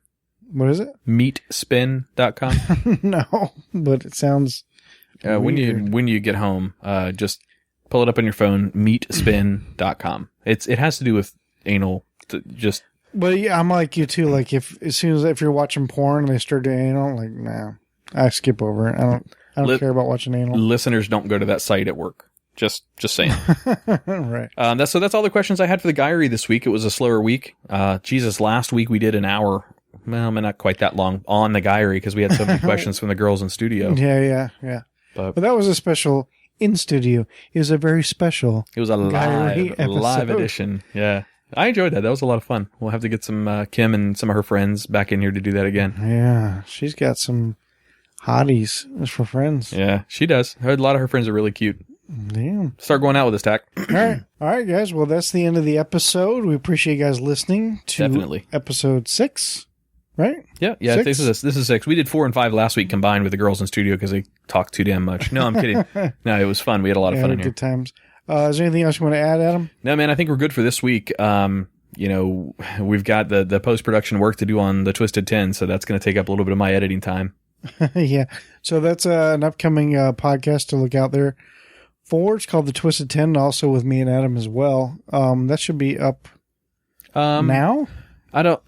Let's see. This is going to release this Thursday, so no, it'll probably be up by this weekend. So if you're looking for another podcast to listen to, look up the Twisted 10. It's like Tach was saying, it's another production by Tach and myself. And we've plugged it a few times on the show already, but it's a host-generated, original and unique top 10 list each week. So the show is very, directed towards something on each and every show. So there's some pretty good content we've already got recorded, and we're going to record another one here tonight. So there'll be 6 or 7 episodes up by the time you guys hear this. Yeah, these top 10 lists can be about anything. So anything at all. They're listed on iTunes and Stitcher and all those as explicit as well, and that's not because we get as graphic as we do in here sometimes. No, definitely not. But we do say fuck and shit and stuff like that. So it's not even that often. Like I kind of wash my mouth a little bit on that one. I don't know why, but I just do. Because it's not really called for. It's different format for sure. But yeah, of course, I don't know. On the next one I'm about to record with you, it might get a little hairy. I'm just saying. I'm excited. That's another thing too. Adam is like, we each bring a new list to the show, so we take turns on.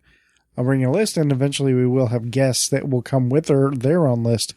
And the thing is, we don't tell the other person what the list is about. Yep, it's completely candid, and it's awesome. Live spontaneity of the reactions to the lists are what make it more fun. That was originally Tach's idea, and it was great. It was really good. And we like to do a little teaser, like at the end of each episode, what the next one's going to be about. So, show. But check that out. It's called Twisted 10. Should be up by this weekend. Yep.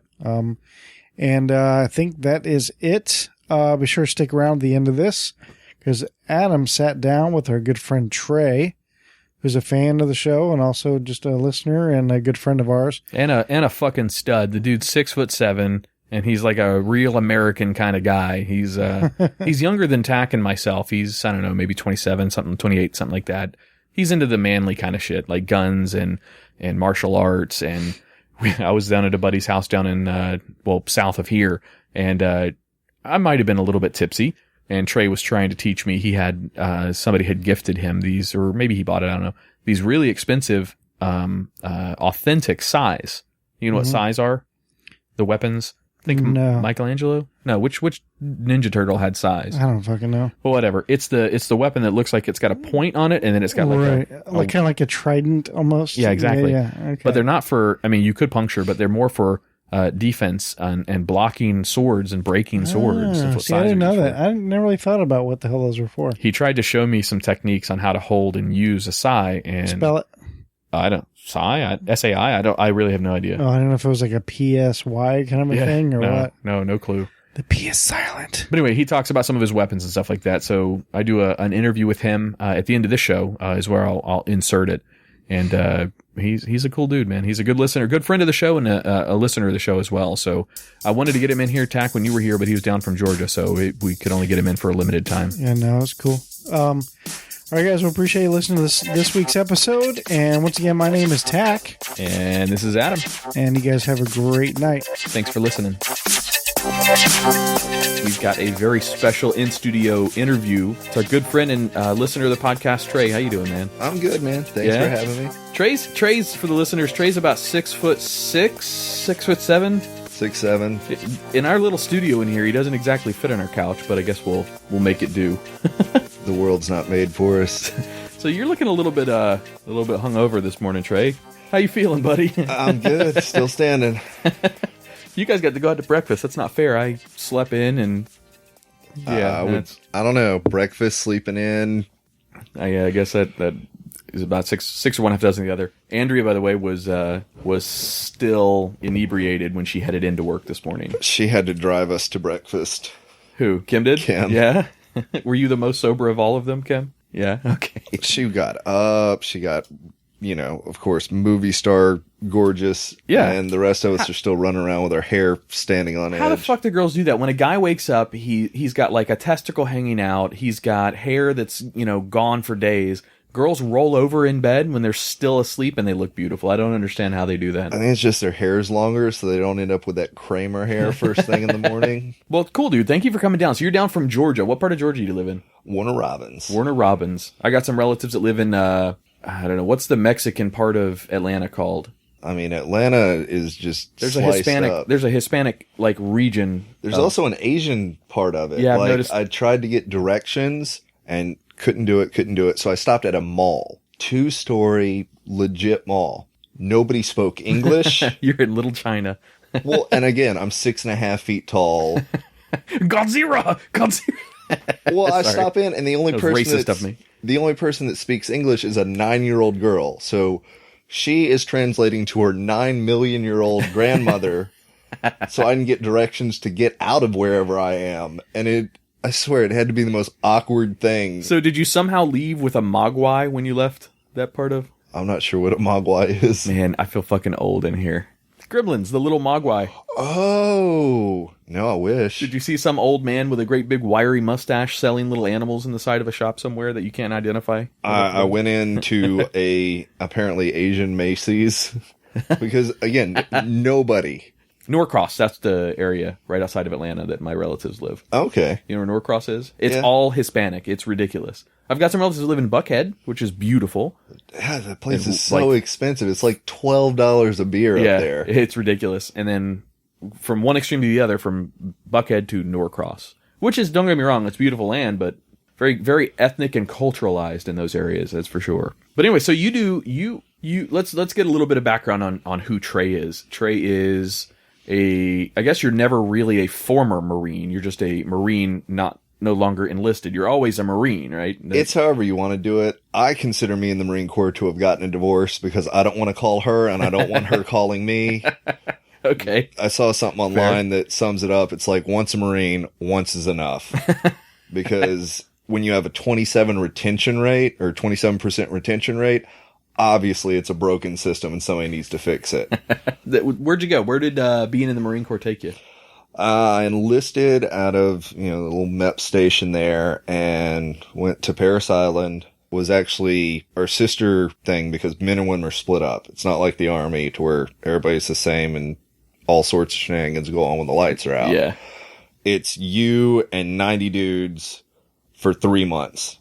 There's no phone calls. You get to write letters. That is it. Damn. But the sister unit, because 4th Battalion is females, and Parris Island's the only place that actually has females at it. And that leads to a lot of smack talk. But that's what Marines are best at. But there was actually the first set of female twin Marines that ever went through. It was the same cycle I went through. Female twin Marines.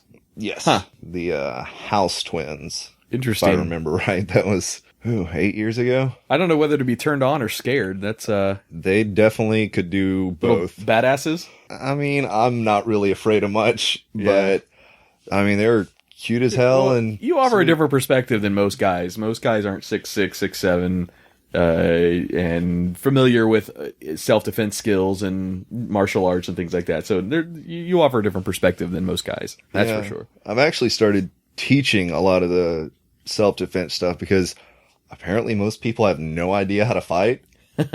Look, let's put it this way. I consider myself well trained in self-defense just because of what I've done in the past. I can handle myself in most situations. When Trey and Adam are at a party together and perhaps intoxicated or what have you, and Trey starts to teach Adam how to use size correctly.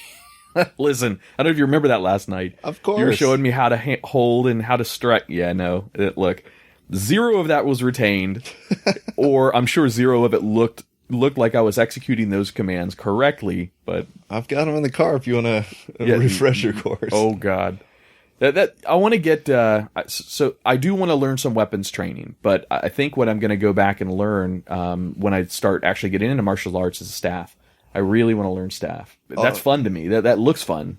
So it's legit because you have baton and staff as the most prevalent weapons because you are always going to be able to find some sort of stick. Yeah. Staff, you just have 2 ends with it. Baton, you just have your 8 striking point or 9 striking points and 8 blocking points. Everything longs for simplicity. All you got to do is hit them without getting hit, but it gets more complicated once you actually apply practical application. Yeah, gotcha. Yeah, we'll see. We'll see if Adam ever actually picks up a weapon in the future. I am going to join, by the way. So, old girls, Kim's got herself into a gym, 26.2 CrossFit, and I think Adam and Tach's not here yet. I don't think you actually ever met Tach, but he's one of the other hosts of Living Podcariously. I think we're going to be joining the gym and starting to get back into shape a little bit. So squat every day. Kim is going to whip my ass back into shape because she trains up there too. Yeah, so I always see you posting up on Facebook just pictures pimping yourself out like a motherfucker. You're one of the guys that takes pride in your appearance and the way that you look. You're sitting in studio right now in just regular jeans and I almost said Hawaiian, an American flag Hawaii's tank part top. Of America. Granted, yeah, I guess that's a good point. But you usually are in 3-piece suits and ties that I could never figure out how to make one of those ties myself. You tie them in these ridiculous knots. You'd have to send me your how-tos on some of those, but YouTube. Yeah. Oh, really? I just type in fancy tie knots, and there is a list, and I'm like, that one looks cool. And our buddy Josh did one tie that it essentially ate up every bit of the back strap of the tie, and it was Eldridge knot. Eldridge, that's what that one is, like where it's got a bunch of cross patterns. Yeah. So I tried that. I probably spent a good 30 minutes trying. That is the hardest knot. Fuck, I gave up. I must have gone from level 1 knot, which is the normal tie, to level 10. Single Windsor, double Windsor, yeah. And then Eldridge is the hardest one because there's so much with it, and it's even worse for me because I have such a long torso. Yep. And you have to use as much of the length. Most people end up with like 4 or 6 inches that with the little end and you tuck it behind your collar. No, I have an inch. I like slide it into it and that is it. It's hidden behind the collar and it's over. Like I did the tulip knot not too long ago, which is a little bit open and you have the knot there and it looks like an upside down tulip. But I had so little of the excess left up top, it kept falling out because there's nothing pinning it into place. So the other thing that I see often on your Facebook page is weapons. So Trey shows videos occasionally of shooting at the range, of the weapons that he's acquired or has that he's using, and it's not just knives or size or any kind of batons or anything like that, but it's also weapons, like real weapons, firearms. So what's your hobby, man? What's your taste right now? What do you like? I mean, if I had to call it a hobby, I guess practical violence. But I mean, I've just always been fascinated with, guns and James Bonds and the Ninja Turtles and stuff like that. Hell yeah. Yeah, that's my era too, so. Yeah. Well, I saw this one picture I posted not too long ago, and apparently most of the turtles have died out in this comic line. Like, it's Leonardo, and he's got, you know, Donatello and Raphael, Michelangelo's headbands tied around his No shit, arms. they killed off the others? Yeah, Donatello died, and they just had his staff, or his bow, or whatever you want to call it, and you see a purple band tied on it, like a grave marker, and it is just... Dude, that was my hero, sad. man. That sucks. That's in what, one of the comic books itself? I just saw it. I haven't followed the Ninja Turtles ever since I saw the movie, because... Atrocity. Dear God, stop. Yeah. Like, or read a comic before you make it. I mean, I think Deadpool's shown everybody that, maybe we should go with the 2 decades worth of information about something instead of just trying to get money by making a movie like Star Wars did. Yeah, exactly. Well, now Star Wars is Disney Wars. I mean, they're blowing that up so much it's ridiculous. But hey, you know what? Rightfully so, because there's a huge fan following for Star Wars. I'm surprised it took Disney this long to acquire them. They're doing it at Disney World here in Orlando. They're doing Star Wars Land. Yeah, they're doing a giant section of it dedicated to Star Wars. You get to walk under the Millennium Falcon and just, you know, that's fucking awesome, dude. That's kind of exciting. A real theme park doing it the real way you're supposed to do it. Oh man, I'm looking forward to that for sure. I love Disney. I'm looking forward to that more so than when they did the Harry Potter thing at Universal. I have a grudge with Harry Potter. My parents had the ultimate birth control when I was a kid. When I was 15, they had my little sister, and nothing makes you less apt to try and make children than being around them. Every little kid has their favorite movie when they're little, and they just watch it over and over. Hers was Harry Potter, and it wasn't like the movie would just keep repeating. This is when DVDs first started coming out. Yep. So you have that 30-minute long intro music. Yep. That I can't put the movie on because she'll wake up. I can't turn the TV off because she'll wake up. So you just have to sit there with that 30-second thing. And and you're trying to nap on the couch, and that's all you can hear is that motherfucker repeating itself over and over and over. Oh, yeah. Drove me mad. But yeah, that's why I can't be around Harry Potter at all. So what weapon are you preferential to right now? Because I saw you put something up.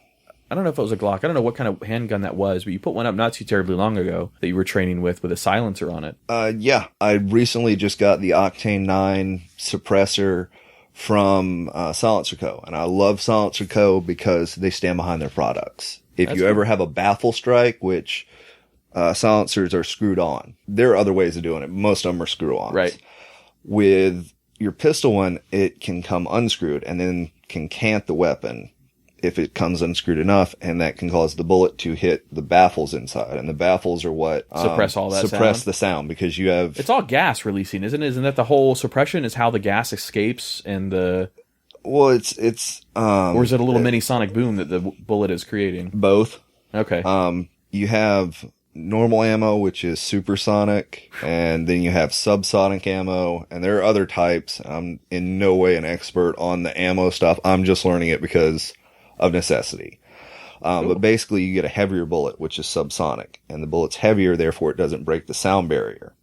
Then you have baffles, which knock down on the gas coming out as well as the sound, because they're different breaks, which is what the baffles are. There are about 9 of them in my Octane 9, and each one, the sound stops because it's just the bullet traveling through, and the vibration stopping there. So it all absorbs inside that tube. Yeah.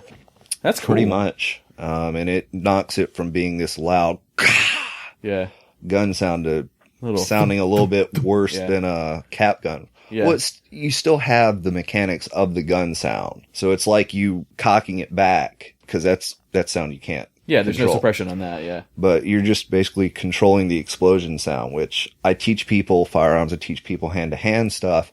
And once you can take recoil away and sound away, you have them focusing on the fundamentals. And that's what you want. New shooters always end up being the best shooters because they don't have bad habits. Yep. New shooters are also terrible because they have no idea how to handle it safely. Gun safety, yeah. Dude, I did weapons training when I was in, before I went overseas to Afghanistan and to Iraq, we did weapons training up in Virginia. But we did all the training. So we obviously did weapons training, but we also did the truck rollover training and how... Did you do helicopter training? We did escaping danger. Yeah, where they have the foam ammo cans and stuff. And Yeah. I'm like, we did that. And one of them hit me square in the face. I'm like, I'm going to be a head wound if this were real. But we did, so I've been a video gamer my entire life. First person shooters, I absolutely love. So it was me in this training class. Two of our pilots at the time, they were helo pilots, which have shot guns for years and years and years and years, but they have to do their annual recertification on their firearms. And then a whole myriad of mechanics and crew chiefs and just all these, weirdo people up there. I was the only IT guy. Well, so we get into the weapons training class, and, the first day is just sitting there understanding gun safety, looking at horrific pictures of what people have done with guns and, whatever. And then day 2 is when you actually go out and start shooting and loading and understanding the gun's mechanics. Well, when it came time to do the qualifications with, so we had to qualify on 3. We had to qualify on a Glock, a little 9mm. We had to qualify with a M4, and then also with what we might find in the field, an AK-47. So they had AK-47s for us to shoot, which is my favorite to shoot by far.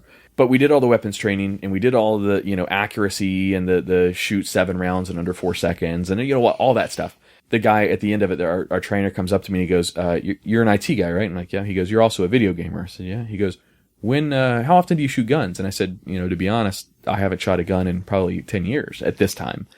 And he's like, yeah, that's typical, because I had the highest accuracy rating. For the listeners, I said a little bit about Trey earlier, but he's a tall, dark, and handsome kind of guy. No homo.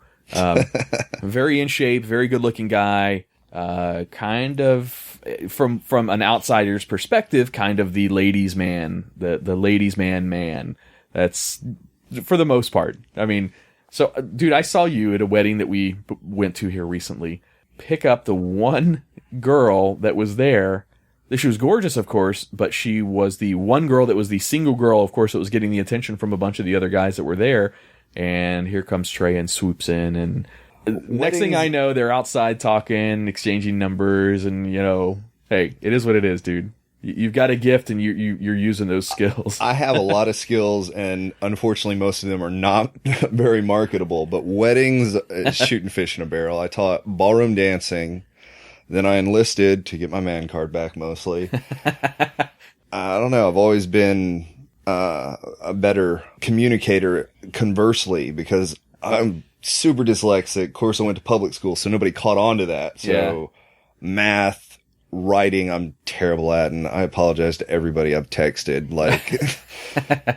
No, you have good improvisation skills, so you can take a situation. From what I've seen, you can take a situation and then turn it into, mold it and turn it into whatever you want. That's just what happens.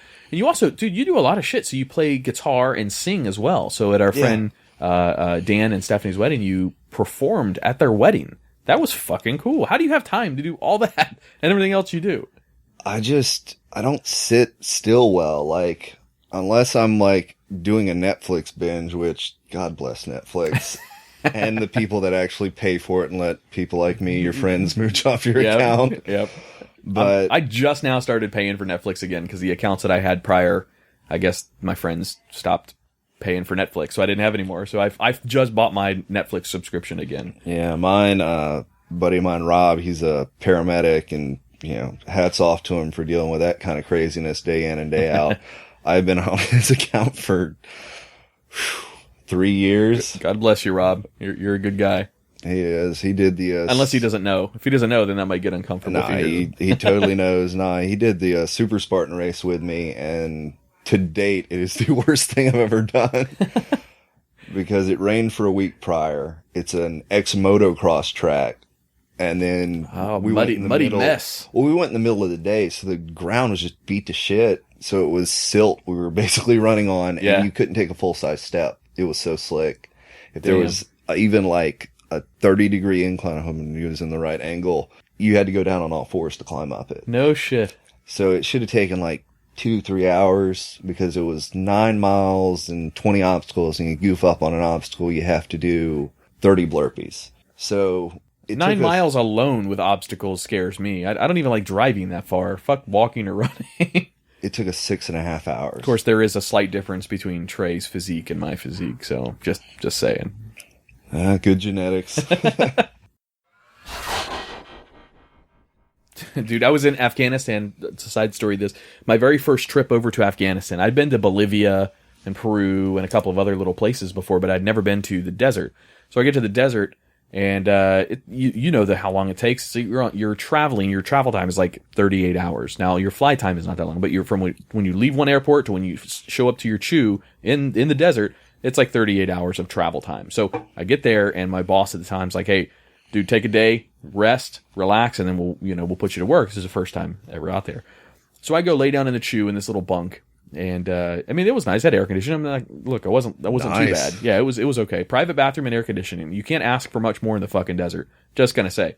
That was one trip, though. There were other ones where we were in tents and using plumbing that had no plumbing. But, the very first fucking day that here's Adam, probably 24, 25, I don't know how old I was, laying down, not really asleep, but not really conscious either because of all the traveling and everything that was going on. And then these little housing compartments that we're in are like little trailers. So think of them as trailers literally up on cinder blocks. Out of nowhere, there's these detonations. There's these explosions that I hear. 4 of them. Technically, there was 5, but 4 of them that I for sure could hear. And they were so loud and so close that it shook the little trailer that I'm in. Here I am, fucking newbie in the desert. I'm the goddamn, young guy that's out there not knowing what the hell's going on. And it just fucking freaked me out. I didn't know what the fuck to think. So about 10 minutes later, I hear a knock on my door. My buddy Jesse had come over. And I was fucking still adrenaline going, just an adrenaline dump that you get from something like that. So he comes over to check on me. And I go to stand up out of my bed and not realizing that my legs had been completely dead asleep. Like no blood had circulated to them at all. And I just fucking eat shit straight onto the floor of the chew, of course, and the whole trailer shakes. And my buddy's outside the door laughing his ass off. And I finally make it to the door and unlock and open it and let him in. And I said, "What the fuck was that? What just happened? Did we get attacked?" He's like, "No, that's controlled detonations. They found some bombs, so they were setting them off." Now, we were in a little place called 500 Man Camp, if you know where that is, in where it was in Afghanistan back in 2004 or 5, whatever it was. That's right up a hill from where the controlled dets are, so it's like an amplification right towards the 500 Man Camp. So when it hits, when those things explode, and that pressure wave hits us, it shakes everything in the fucking vicinity. So I was not ready for that. He goes, "Yeah, I guess I probably should have told you that was coming up. But hey, welcome to Afghanistan." I'm like, "You motherfucker." Yeah, so those guys blow some shit up. Now, ironically, the 5th one that was inside that 4 explosions, technically was just ironically timed to be perfect when controlled dets were going off. It was an actual ID that got some Germans. Ooh. Yeah, so not good there. I mean, they didn't die, but they got pretty fucked up in that. But yeah, not good. But hey, that's Jalalabad Road, I think. I was Southern Helmand Province for both of my tours, so not sure exactly where you're. That was just outside of Kabul, not Kandahar, but Kabul. Okay, so. It's still shitty place to be. I'm glad I'm not fucking over there. A few months in Afghanistan, but 2 years in Iraq. Well, it's getting so much worse because they keep cutting funding. Like when I did my first tour over there, we had steak and lobster every Sunday because you're at war. This could be your last meal. The DFACs. Yeah. Well, yeah. When you get back to the main base, because we'd push out and you end up in a clay hut with 1 generator and 20 guys that don't shower. Yeah, so. Of course. That's some of the best bonding, though, that you're ever going to get. I mean, I was never actually military, so I didn't do that level of deployment. The stuff I did was all IT and comms work, so I would go out. I went into some pretty hairy areas before the base actually was stood up. So I remember going down to Basra, standing up a satellite dish on a base that has not been occupied yet. So you're potentially, skylining yourself. Yeah, so suddenly there's a light in the middle of the desert. Guess what that light is? Target. Yes. Yeah, deployments are, because with the engineer, you're just given out to the infantry units because, that's the heart of the Marine Corps there. Yep. We're the tip of the spear. We're the first ones in the lineup. We're making sure everything's clear for everybody behind us. Yeah. But have they started letting women on the front line yet? Is that something that's actually happened now? Because General Mathis, who I served under, who if you ever get a chance to look up his quotes, that's the man. He was on an interview, and what made me fall in love with this guy is he was on an interview with some anti-gun reporter, and she's like, "You're giving these men all the tools they need to become serial killers." And in true Mad Dog Maddox fashions, he's like, you have all the tools. You need to be a prostitute, but you're doing well, right? And interview over. And I was like, That is a good quote. You're in charge of the Marines for a reason. Yeah, that's funny. Yeah, he's perfect for the job he had. No shit.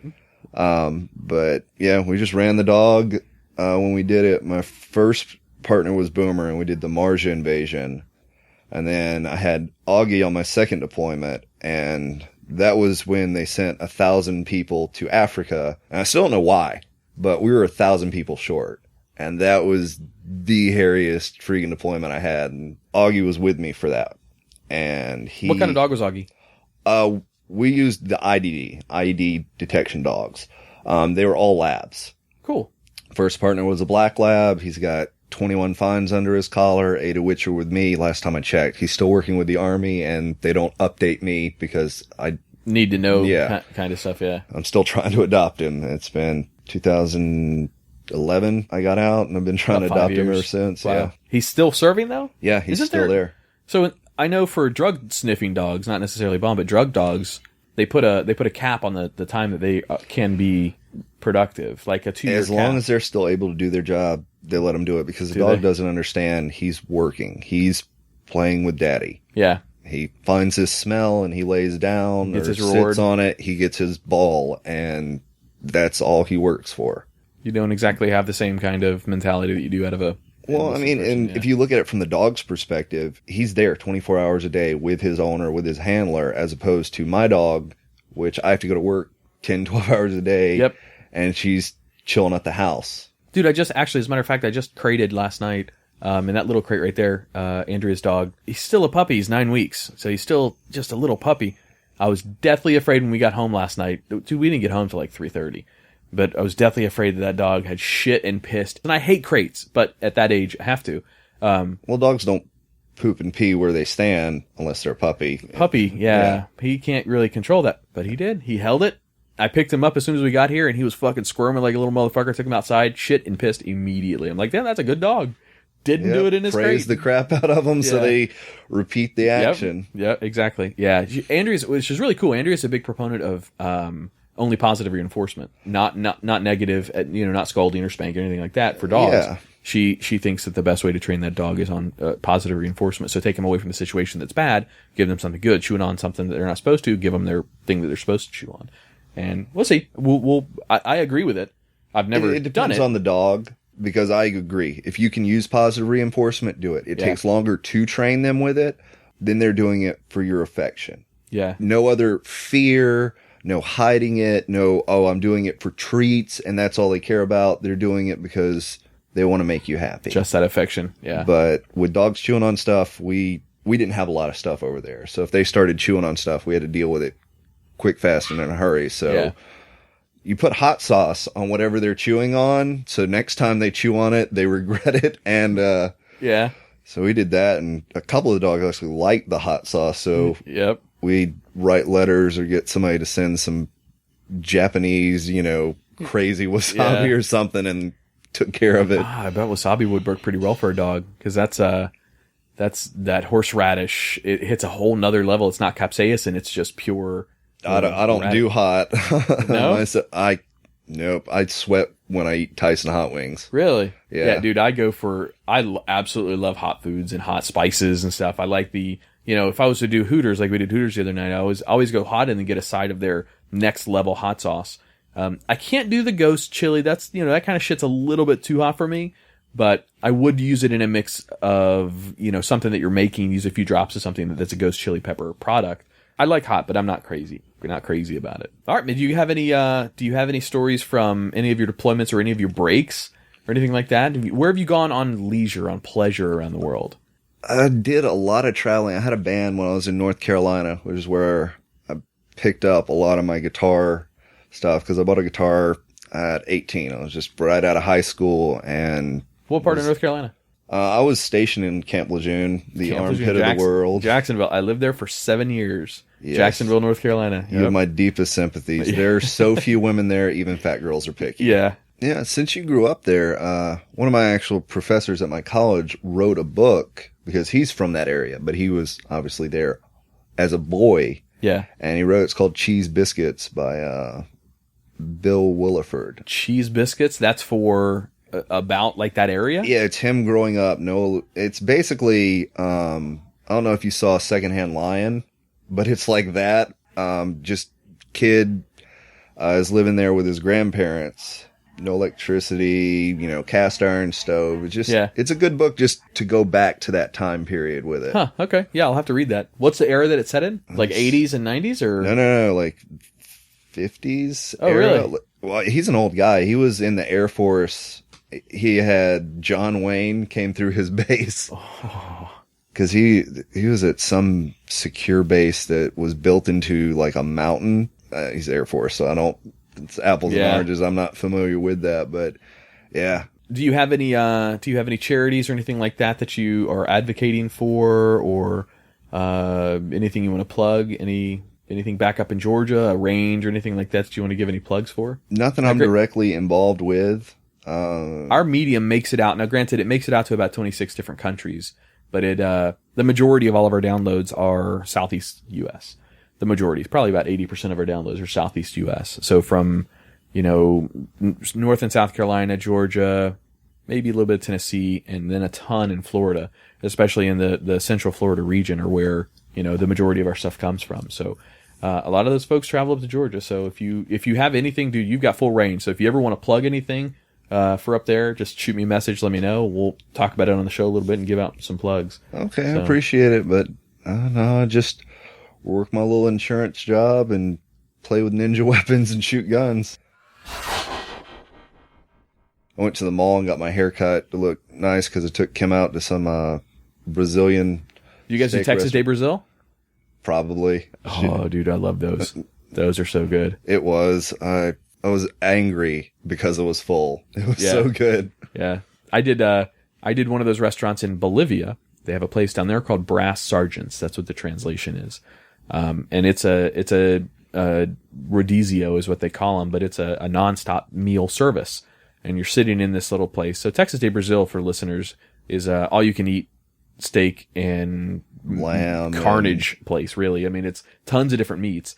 And you have, I don't know if at that one, but at most of them, they have a little, like an hourglass on the table or some kind of indicator, red or green. It was a coaster, and one side was red for stop bringing us stuff. The other side was green for, hey, bring it on over. And all that they do is the chefs walk around with, the big sides of meat, and they walk literally up to your table, and you tell them what section of that, side of beef or chicken or whatever you want cut off and sliced onto your table. Well, in Bolivia, it was similar. You're sitting in this room, and around you on the outside of the wall are all these open flame pits, and that's where they have all the food. And you've got down there, they had a little hourglass. You'd flip it over, on whatever side you wanted it, green or red. So they had the traditional churrasco meats, steaks, chicken. They had some lamb and some other, exotic meats. Then they start coming around with the other parts of those animals that you wouldn't normally eat. So at this place in Bolivia, I got to try cow udder or teat, cooked udder, the tongue of the cow. I had that.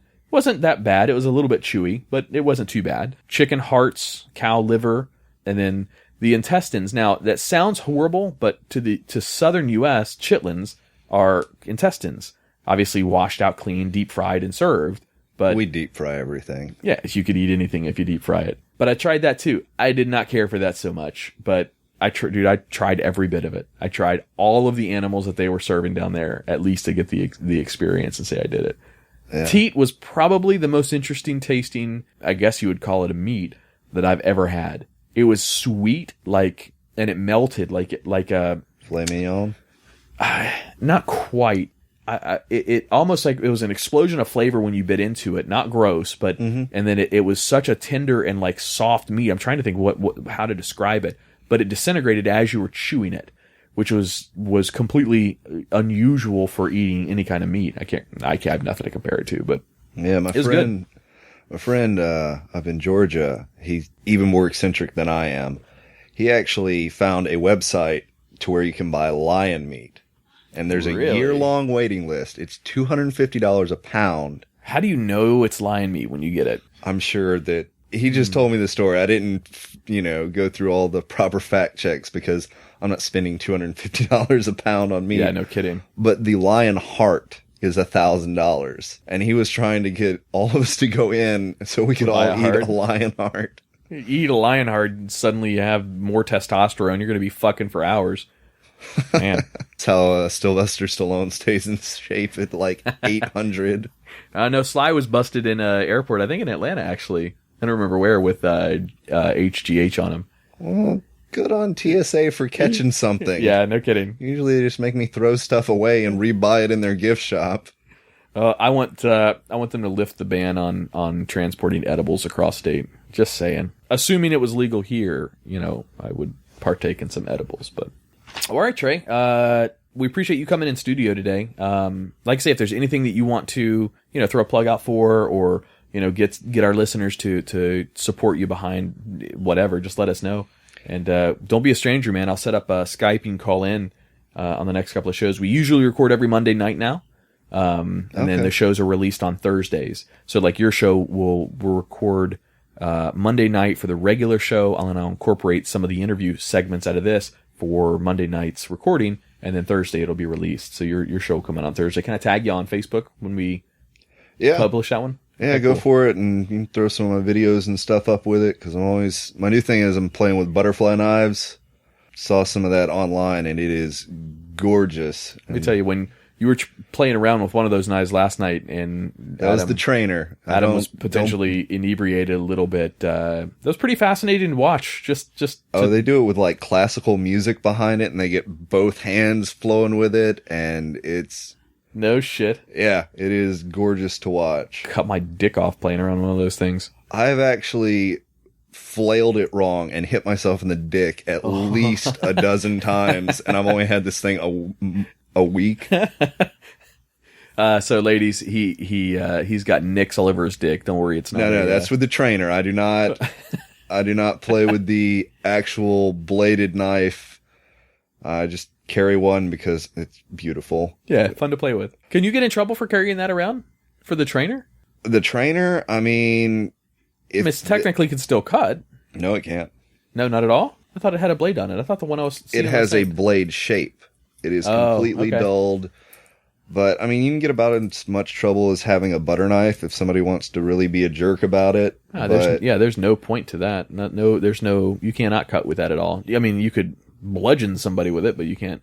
Yeah, I mean, it depends on how jerkish somebody wants to be. Hold it on the other side. The part with the dangly part is called the bite end, and that's the sharp side. That's where the blade would actually be? Yep. Except for there's an inch at the beginning of the blade on the bite side, and both of those are completely dulled, even on the real thing, because they use that in a lot of it, because it's based off of a Filipino blade called a beosong. I'm probably mispronouncing that, but they have those, and they have them in different sizes. I've actually seen people use them, and they're 3 feet closed, so they get humongous, and there's a whole fighting style with that. I would have to watch videos on how to actually spin that thing. Cool. That's a fun toy. Yeah, it was like $8 online. Really? Yeah. Not bad. Yeah.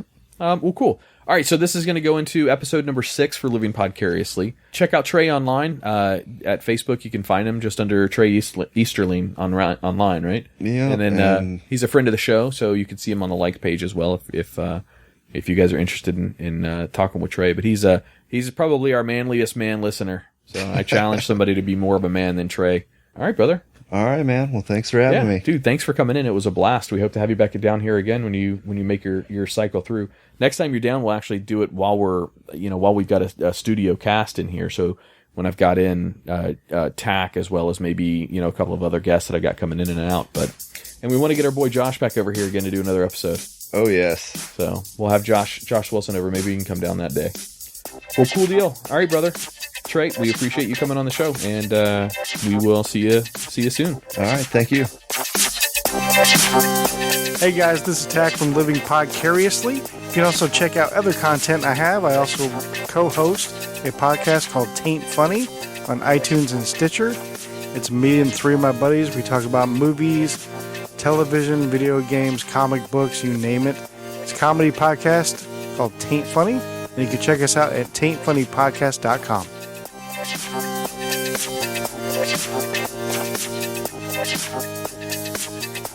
Bye.